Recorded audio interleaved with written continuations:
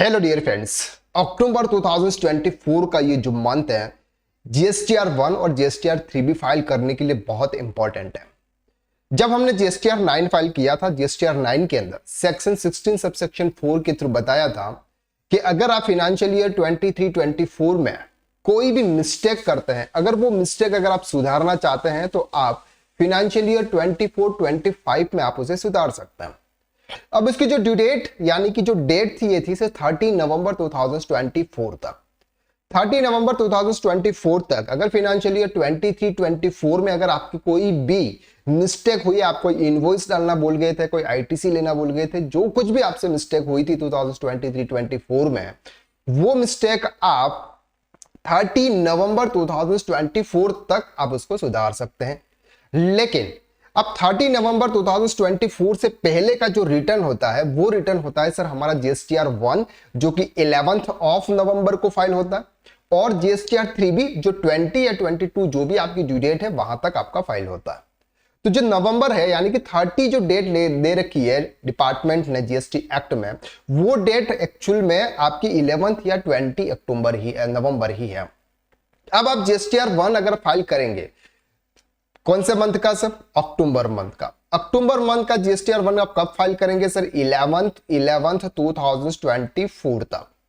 अब financial year 23-24 में अगर आपका कोई भी इनवॉइस मिस हो गया था, यानी कि आप अपलोड करना भूल गए थे, जब आपने टैक्स ऑडिट किया उसमें आपको पता चला कि ये इनवॉइस मेरा रह गया, तो अब आप यहां पे जो अक्टूबर मंथ का जो रिटर्न होगा उस रिटर्न में आप वो वाला इनवॉइस यहां पे आप शो कर सकते हैं।